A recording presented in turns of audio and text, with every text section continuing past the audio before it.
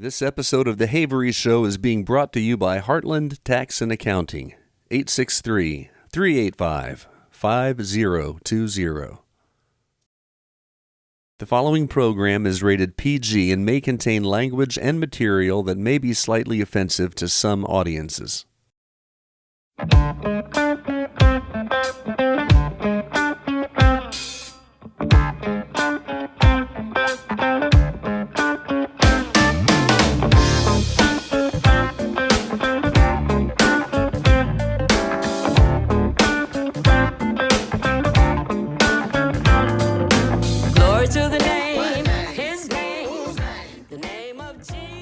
Benny, this is what we call a blind reaction video.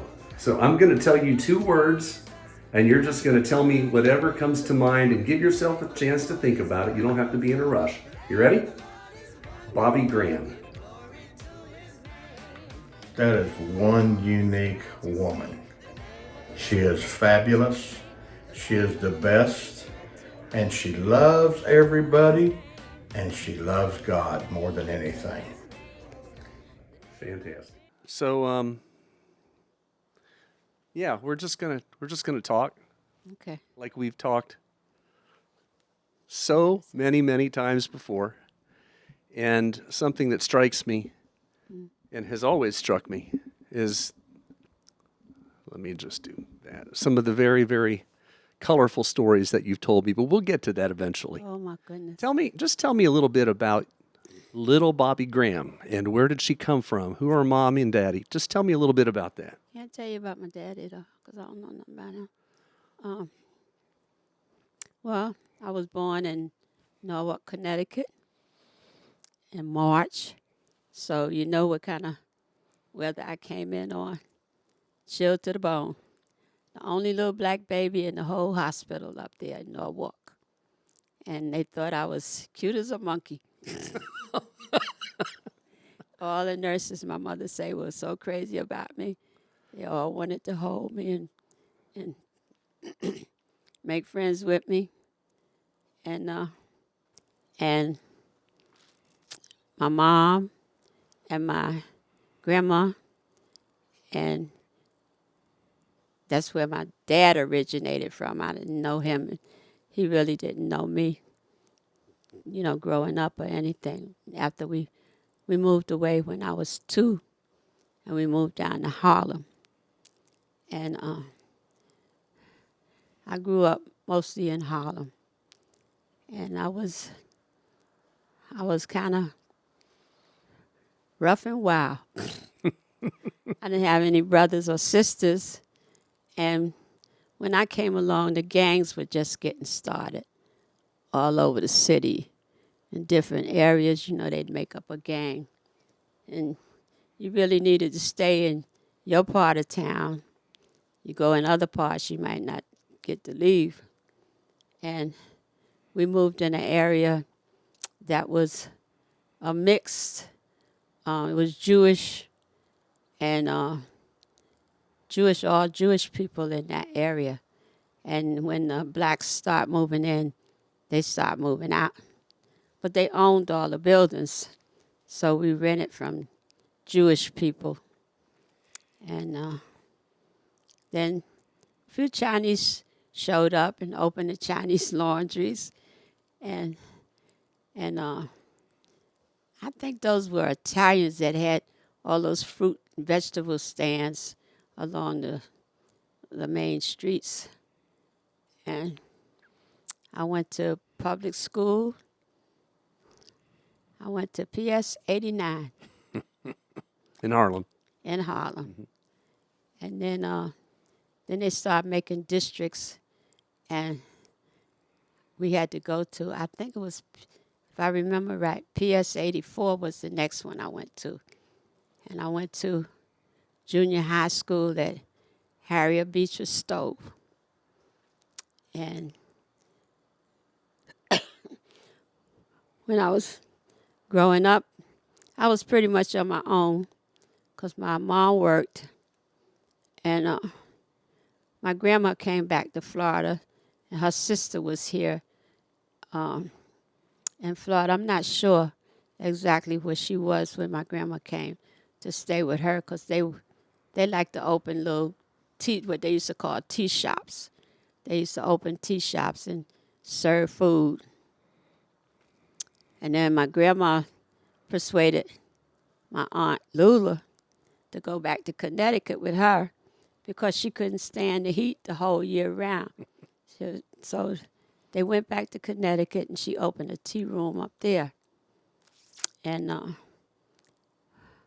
trying to think of the name of that diaper company. It was a big factory up there that made diapers when people used to use cloth diapers. And they had a good business going Yeah. because they did breakfast and they made bag lunches for the workers that worked in the factory. And I went too fast because me and my mom was still there.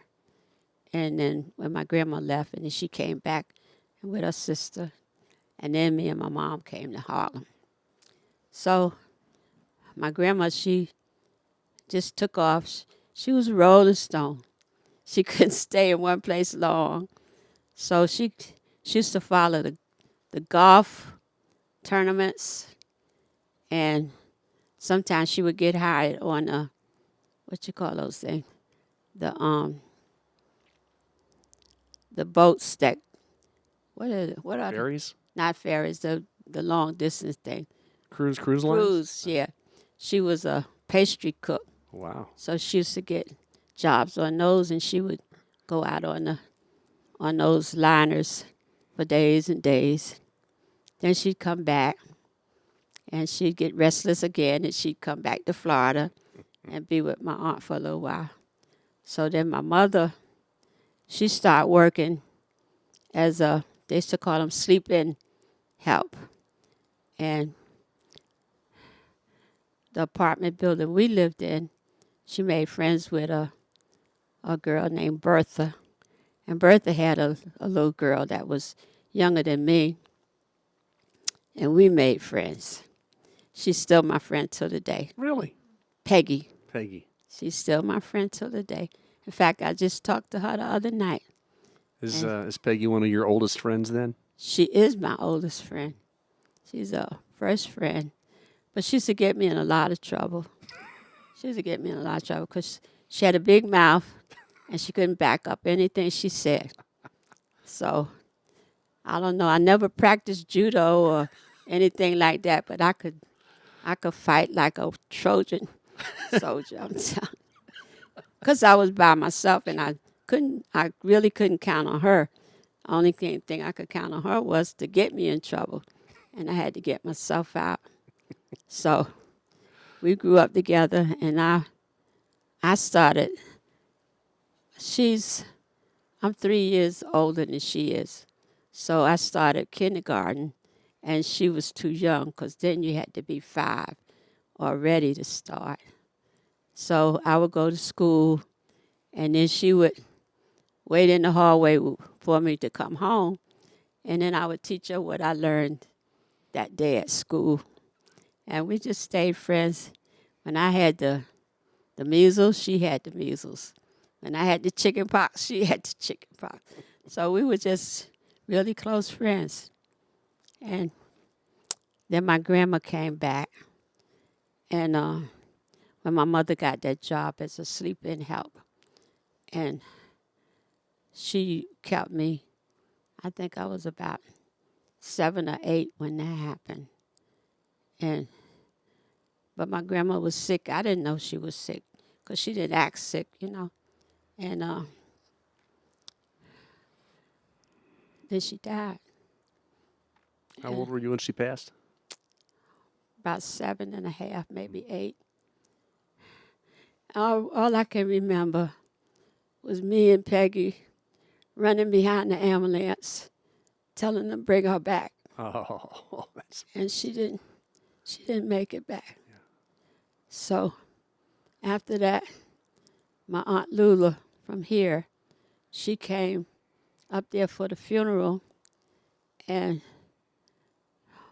my mom asked her to take me back with her because she didn't have anybody responsible to look out for me. Peggy's mom worked in the hotels, doing the maid work, and her shifts was different. And I don't think she mind leaving Peggy home because she knows she wasn't going nowhere. But I don't think my mother could trust me like that because I would bring kids in off the street and eat up the food and everything. I remember her telling me one time she bought a ham, and I went outside with my ham sandwich, and everybody said, "What you eating?" I said, "A ham sandwich." Say, "Ham?" I said, "Yeah, I like ham." So I said, "Well, come on in the house. I'll make you a sandwich." And by the time I got finished hacking up the ham, wasn't nothing left but the bone. And my mom came home, and she couldn't believe that I gave away a whole ham and a loaf of bread to the neighborhood. But it was just kids. They was hungry, and I thought it was good to feed them if they never tasted ham or never got to eat it much. And so she said she couldn't really trust me at home. So she got a lady in the building to take care of me. And so that worked out pretty good for a while. And the lady she was kind of mean, but I always knew how to get around her. If I wanted to do something I didn't have no business doing. And so then looked like time went kind of fast. And then they changed my school from PS 89 to PS 84. And I only cut school one time my whole life. And when I was going to PS 84, there was a brownstone building that everybody crossed the street when they get close to it because they said it was haunted. But it was two brothers that lived in there, and they were hermits. And so I was coming to school one day, and I saw the tape, yellow tape, and I saw all the police cars and the ambulance, and they were going in the haunted building. And I said, "Oh, man, what's going on?" So I stopped to look, and before I knew it, school was turning out.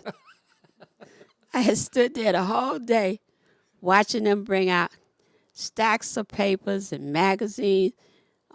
I remember them bringing out a part of a taxi, a yellow cab, and all kind of a piece of piano, and the house was booby-trapped.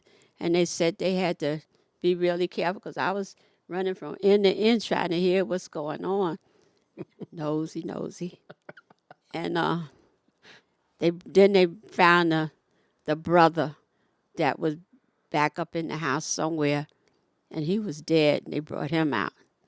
I don't remember what happened with the other brother, but they did clean that house out. It was a 2-story brownstone, well, with the basement that made it like 3, because people used to live in those basements back then. And that was the only time that I ever cut school. And I didn't mean to do it then. I just got interested in what was going on.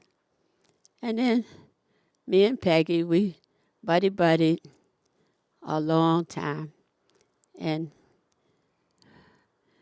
sometime, well, my mother would always leave something for me that I could fix for myself to eat or heat up, because back then everybody had a gas stove. And she'd tell me what to open a can of pork and beans, or she'd leave me some tuna fish made up or something like that. And that's how Peggy got to eat too, because her mother really didn't do that. And then restaurant kind of moved down the street in one of the basement parts, and it would belong to Father Divine. I don't know if you ever heard of Father Divine. No.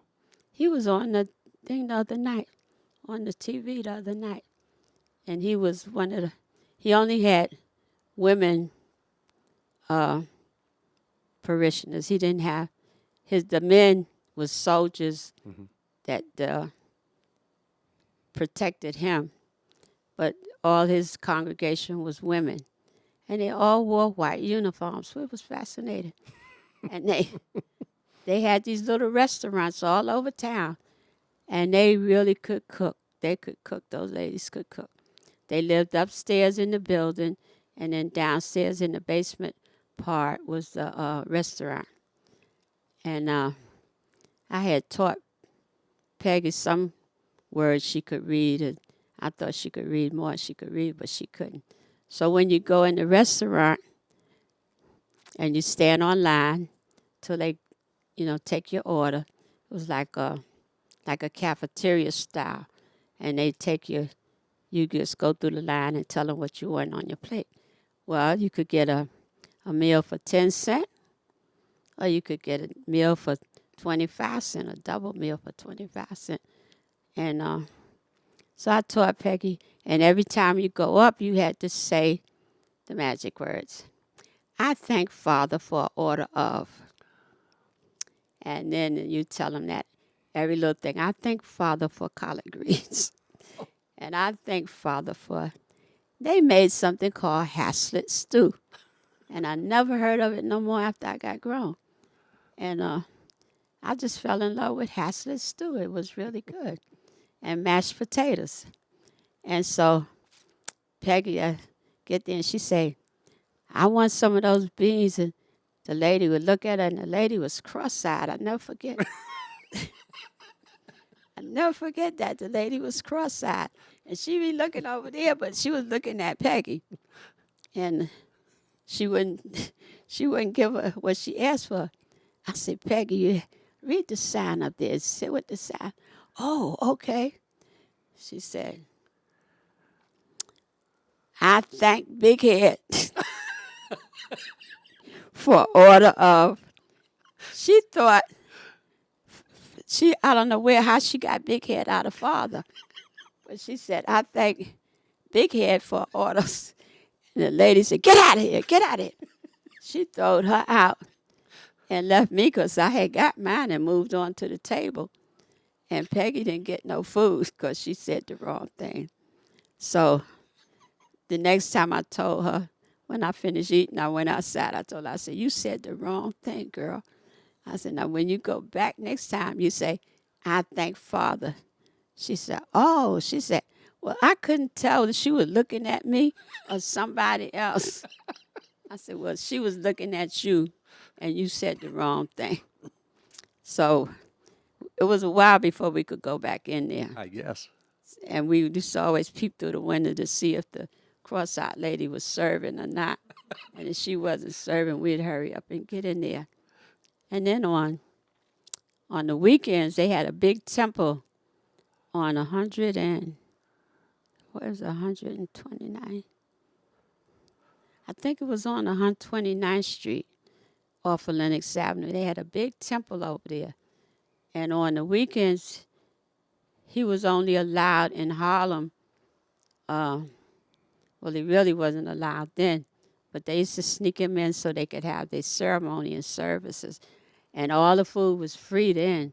You could go and eat the banquet, and his soldiers would sneak him in, and they would be all lined up behind his big chair with the painted gold and everything.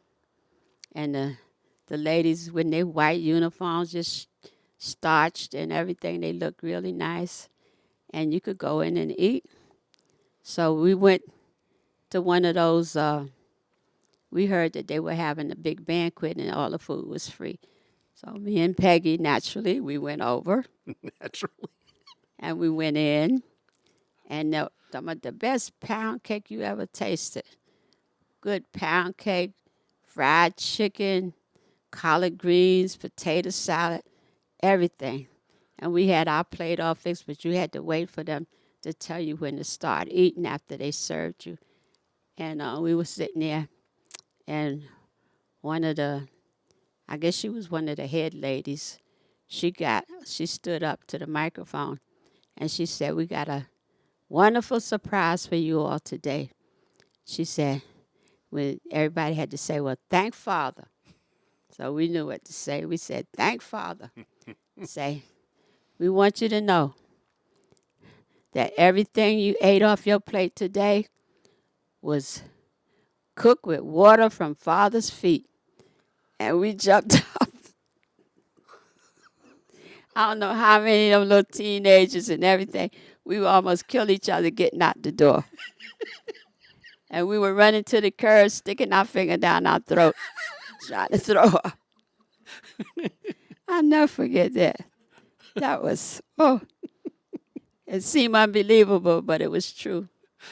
But it's true. So he had to be out of the city by 12 o'clock at night, so they would get him out of there. But I never went back to a big banquet again because I was scared they was going to give me that food again. I guess I just don't know about Father Divine, but he had soldiers, and they had to sneak him in, and they had to sneak him out, Yeah. and he couldn't be in after a certain. What was that all about?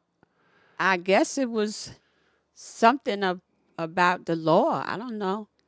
But he couldn't come in. He lived over in Jersey somewhere. I'll be darned. Hmm.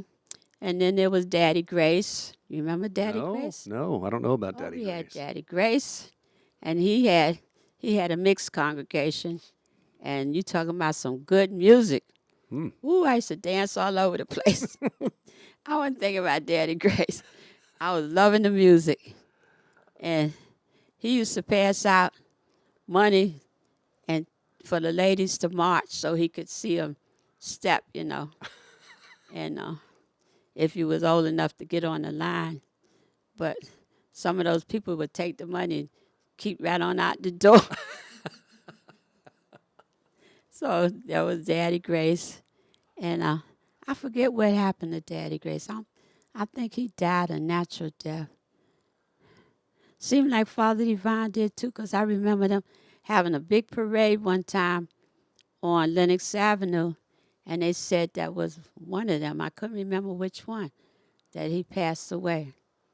And then the ladies, the head angel in his group, the ladies, she took over. And then slowly, one right after the other, the little restaurants started closing down. Mm-hmm.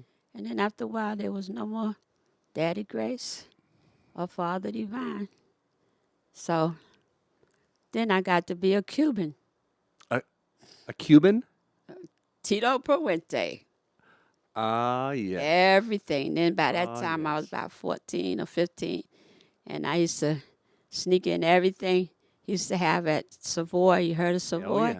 Oh, yeah. And he used to be up there. And I just loved music. And I would try to get in everywhere he was. And I had, I couldn't stay out late. So I used to sneak out and then try to sneak back in. So that was my next my next venture. And in between that, I used to visit all the undertakers, me and Peggy. They had undertakers all over. Some of them was in brownstone buildings. In fact, we had one right in the street we lived on. And we used to, my mother rented the kitchenette apartment over the undertaker. And so I used to always be trying to sneak and see what they were doing. And then he found out I knew how to straighten and curl hair. So he would pay me. No. For the ones that I guess didn't have enough money to pay the extra for the hairdo and all that. He'd pay me to straighten the hair and put a couple of curls up there. And I did that for a little while. Wait a minute. How old are you at this point? I was about 12 or 13. Okay, so I want to understand this correctly. Mm-hmm. You started off by sneaking into the Undertaker's place. Yeah. At some point, the Undertaker catches you sneaking around. Yeah. And that was the building I lived in. That's the building you lived in, and he decides that it would be a good idea to have a 12 or 13-year-old girl do the hairdressing for dead people. Yeah. I only did a couple of times, not a lot of times. I did a couple of times.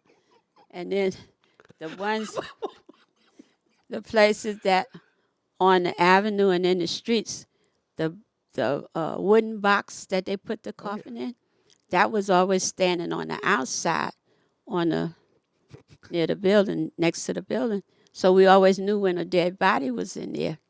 So me and Peggy would go around, and every place we saw a box, we'd go in, and then we would cry over the people. We would look at them, and we would cry over them. And then we'd come out and go, if we saw another one, go do the same thing. I always felt bad for them when they was dead. And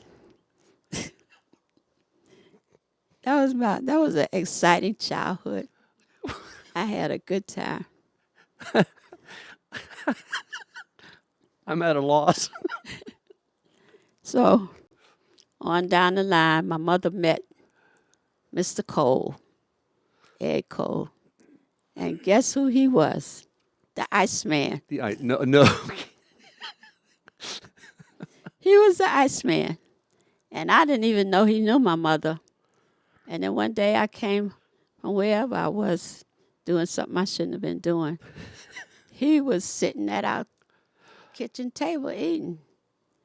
And I just rolled my eyes at him and went back in the room and asked my mother, what is he doing up here? She said, that's my friend. I said, oh, okay. So the next thing I know, they was talking about getting married. So they got married. We went to City Hall, and they got married at City Hall. And she married him. And I just made up in my mind that he ain't the one. He ain't the one. Because my mother did have a friend a couple of years before him. His name was Jimmy Streets. I never forget him. And he was so handsome.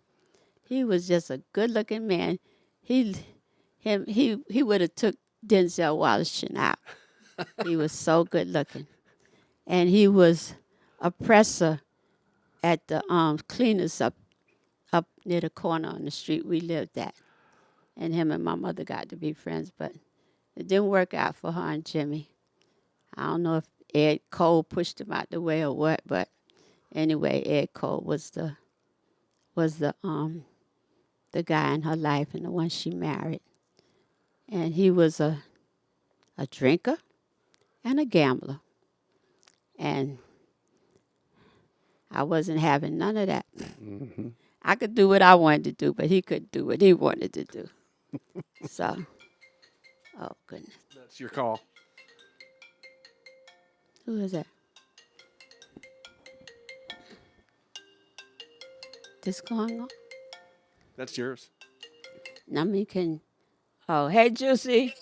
Hi, Miss Graham. How you doing? I'm chilling. How you doing? I'm all right. Listen, I'm doing a video or something here. You're on a podcast. I'm on a podcast. Grandma, you famous? I hope not. Okay. I don't want to interrupt. I know you got to save your breath. Give me a call back later. Hello, everybody in the background. That's Harry, Havery, and Dawn. Hey. Hey, this is Jamie. Hey, Jamie. How you doing? Doing good. Too much. Go ahead. Love you, Grandma. Love you. Peace out. Shalom. Be kind. Yes, ma'am. All righty. This episode of The Havery Show is being brought to you by Heartland Tax and Accounting, 863-385-5020.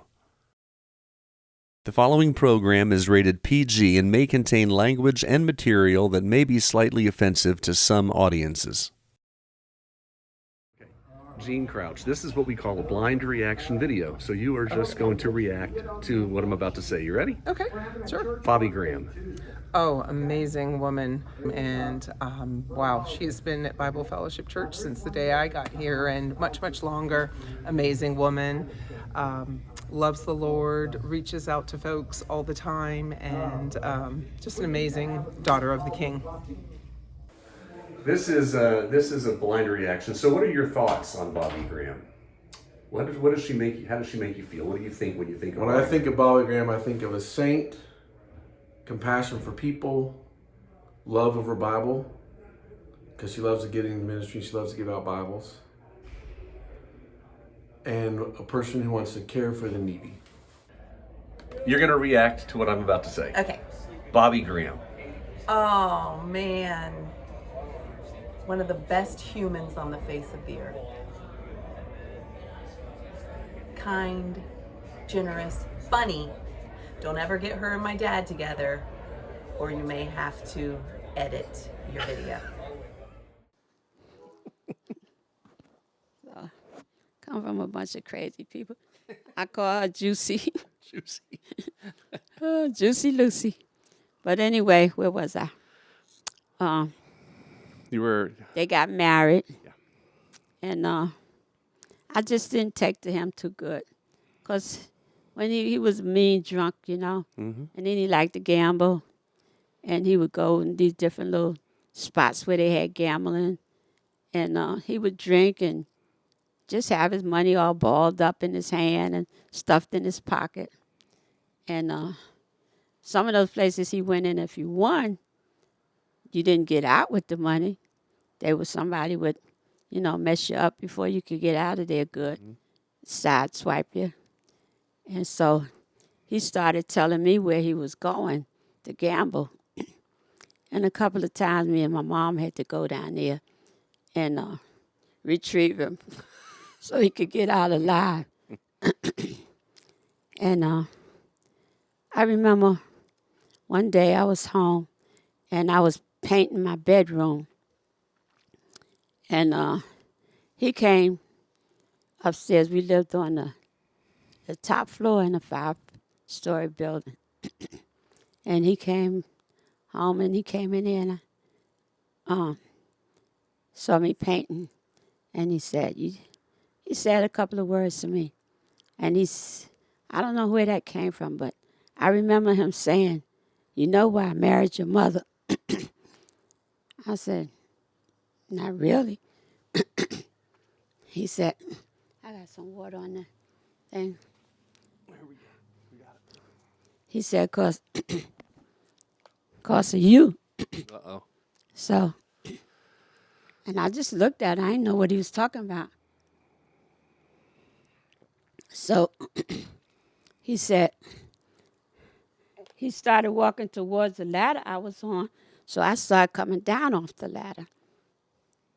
And the only thing I could see close to me was a shoe. And when he got close enough to me, I just whacked him in the head with that shoe. And the blood started squirting. I don't know if it was the heel on the shoe or you know, people used to put taps on the shoe. And it was a tap on the little heel. And I beat it out the door. And my mother was downstairs, and he went to yelling for her out the window. And she came up there, and she took him up to the emergency room. And he told the police that I did it, and he wanted them to arrest me. So I had followed them up there, and I was sitting in the waiting room, and the police came out there, and there I was, a little skinny, scrawny something, and he must have weighed 200 pounds, and looked at me. He said, "Did you hit the gentleman in the head with something?" I said, "Yeah, with a shoe." He said, "Well, don't do it again." And that was the end of that. Mm-hmm. So he never said nothing else off key to me again. But then he started messing with my mama. And so I started boiling water. And I never did get to throw the water on her. But I was boiling water because then my mother started being sick all the time. She would get sick, and then he would be nice when she was sick. And so she used to get sick more and more and more.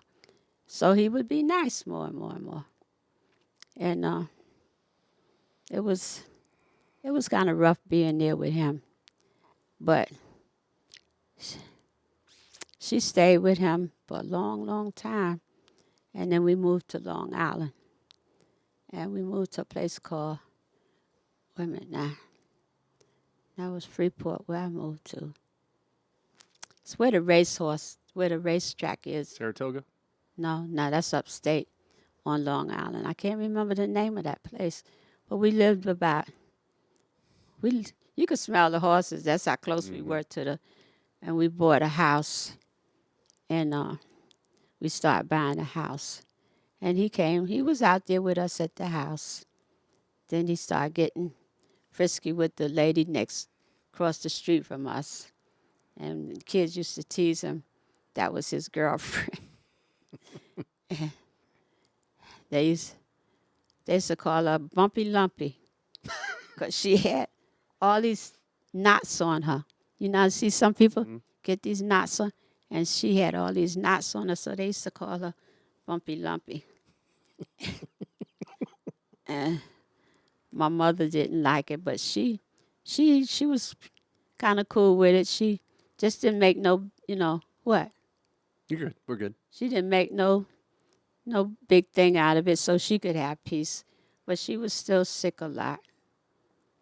And by that time, I had got married and started having my babies. I got married when I was 16.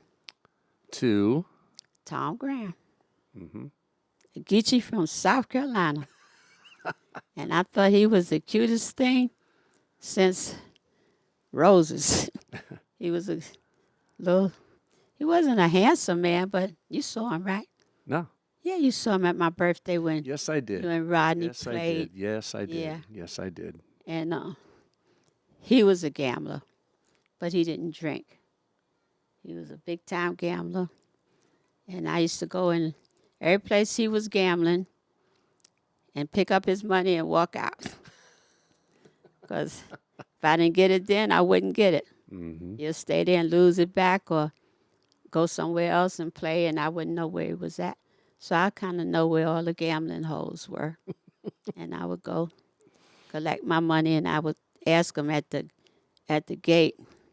They had gates up in the basement apartments. And I said, "Is Tom Graham in there?" I said, "Yeah." I said, "Well, let me in. I want to see him." "No, we can't let you in, Bobbie. Now, you know better than that." I said, "Well, you don't let me in, then you're going to let the police in Oh. because I'm going to call them." And they would let me in. And sometimes they would give me money themselves so I wouldn't have to go in.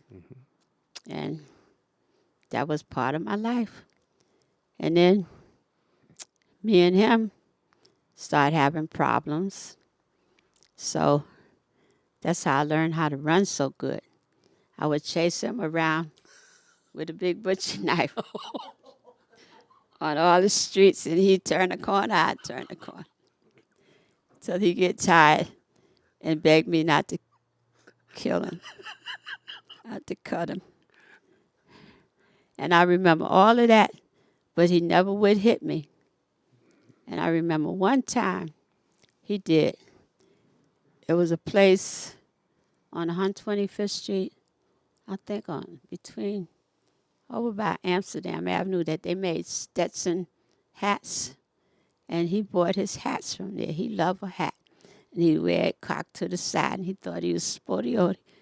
And all the ladies was liking him.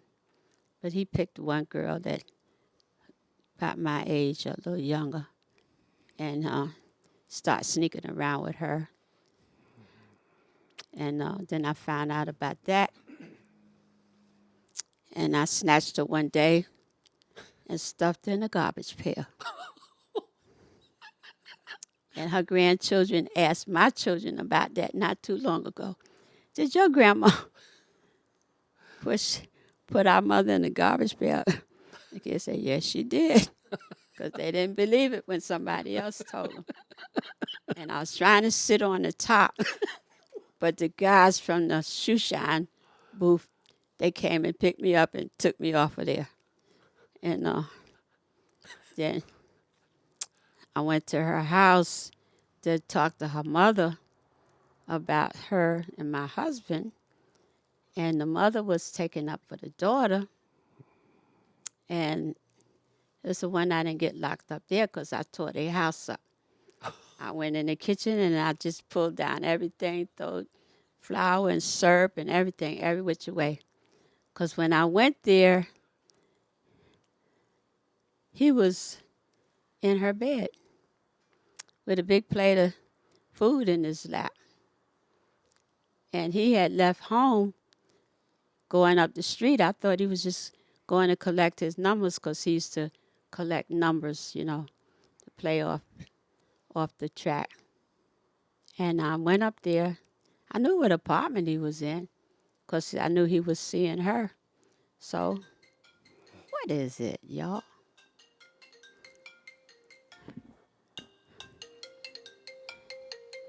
That's Sue. Salamar. I heard you was a celebrity again. You know Harry always cooking up something for me. I just sent him some material. The last clip he need to put on that podcast because I'm your favorite child. Yeah, you pretty much a favorite. I was just telling him about when I stuffed Gwenny in the garbage can. Oh my goodness, you're supposed to be telling your transition to the good one. Well, it's getting there. It's a journey. It's getting This there. story is 91 years old. He don't have all day, Mom. Oh, well, let me get done before I lose my breath. Did Delcy do your medicine? Yeah, she did. Okay. She went to All right, work I for. love you. Y'all have fun. Kiss Harry for me. On the Okay. lips. Dawn is here too. Kiss her on the lips too. Delcy went to work for Joanne today. Yeah. Them Bobbie twins and traded places. Okay? Yeah. All right. What Y'all you have looking a for? really good time. I love you guys. There you You fine. too. And all the joys of this life, if we have any left. Okay. All right. Shalom. Shalom. Peace Peace. out. Be kind. That's all I know. Peace.